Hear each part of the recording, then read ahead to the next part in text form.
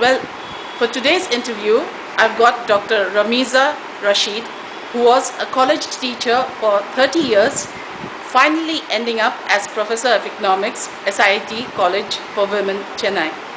Presently, she is a freelance writer, writing on women's issues. Today, I've asked her to give her views on the Women's Reservation Bill, and she will be talking on the need for this reservation bill in the Indian Parliament and state assemblies. Good afternoon, Dr. Rashid. Can you tell us more about the Women's Reservation Bill? What is the need for it? What's the status? And what are your views? And meanwhile, if I feel I need any clarification, I'll ask you while you're talking.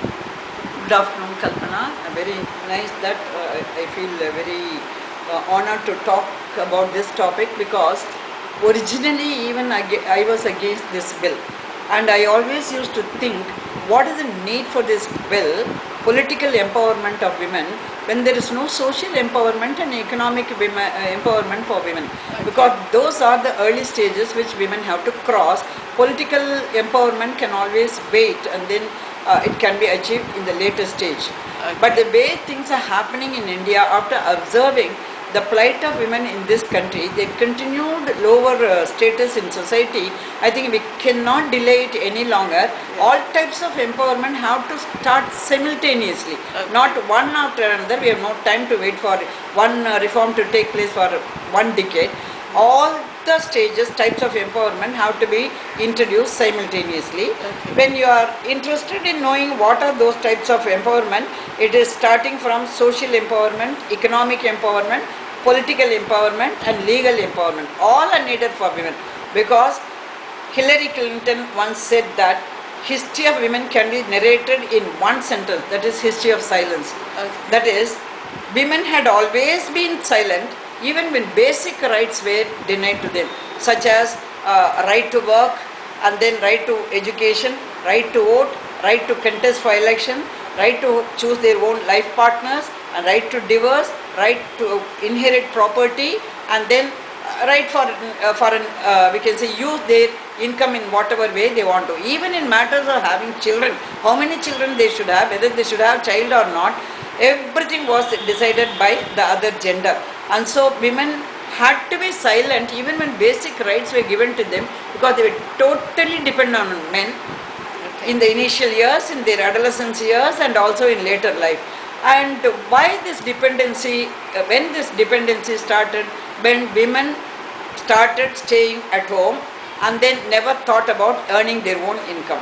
All the women who do not have an independent income are totally depending on men, and they have to remain silent whatever is happening to men. And this silence only led to the abuse of all their rights and then cruelty against women. And so, if there is a need for solution, there should be empowerment of women. Generally, we would have heard several times people talking about empowerment. Actually, this has to be, empowerment is not a revolution. It cannot be achieved overnight. It's a process of evolution. Slowly only it can be achieved. And the first and the most important step is social empowerment, that is education. Educate women and give them decent training, that will enable them to take up a career. And then their health status also should be good, so that they can manage the home front as well as the career front. Because from women, the household responsibility will never go away. Even women will not be willing to give up that responsibility. Willingly, they will manage both the roles. And so we can say, first and foremost, we need social empowerment. Next stage is, they should not base their education and skill acquisition. If they have the knowledge give them power. How they get the power? By taking up a job and getting an independent income. Money is power in today's world, in the modern world. Money is power. If money is independent income is with them, it's not to challenge. It's not to challenge men. It's for meeting her emergency expenses and also have some independence over her expenses and also to stand on her own leg when Okay. there is some tragedy in her life, Okay. and maybe for supplementing the family income so that she can give a better standard to her family. Okay, let's assume that this simultaneous reforms are going on. Can you elaborate more on the reservation bill? Why women should have in this context, all these rights become useless if the women do not participate in decision making process. At the national level, policies are made, programs are chalked out, and then schemes are introduced, money is allotted, and who is deciding everything?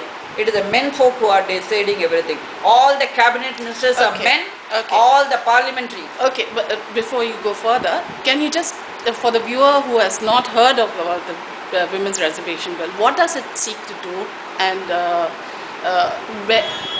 what status is it at today? Actually, Indian government is wanting to give 33% reservation for women. Already they have done it at panchayat level. Now they want to bring it at a state assembly level as well as at the parliamentary level. And then we can say that this will hold good only for a few years. After that, we can say first the certain constituencies will be reserved for women. That will be reserved only for a particular period. After that, those reserved constituencies will become, we can say, non-reserved constituencies. It become common constituencies. Then some other places will be allotted to women. It will go in rotation. This is the rotation type. And so, in those places, women alone can compete. Women will be competing with women.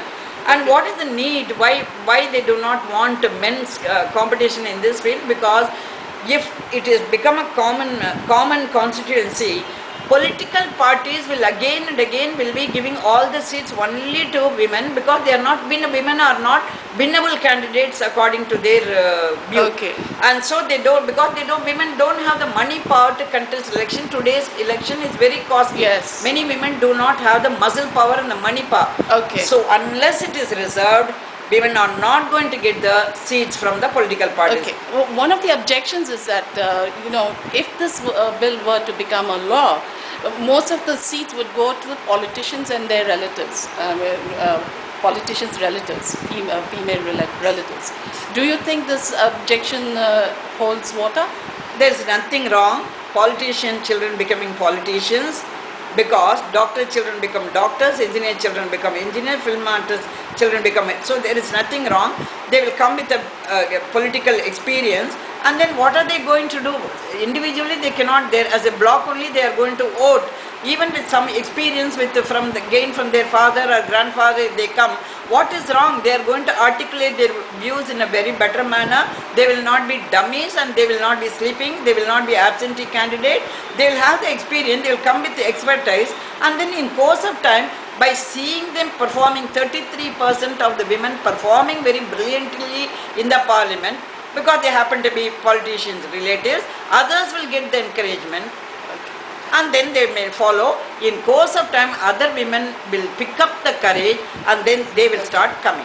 Thank you. You really articulated all this very well. Finally, I would like to ask you, what is your wish for this whole? As I told you earlier, originally I was also thinking what these women will do, because in the parliament they are not going to join as a women's bloc and then vote for all the measures meant for women, because they can vote only on party line. So they cannot take an independent decision and then introduce all the reforms meant for women. But within the party, they will have a major role. So what party, regarding they will be able to influence the party's decision. Okay. When they are great in number. Okay. That is it. Thank you so much, Dr. Rashid, for giving us such a lovely exposition of the Women's Reservation Bill. Let's hope it becomes a reality for the women of India soon. Thank you.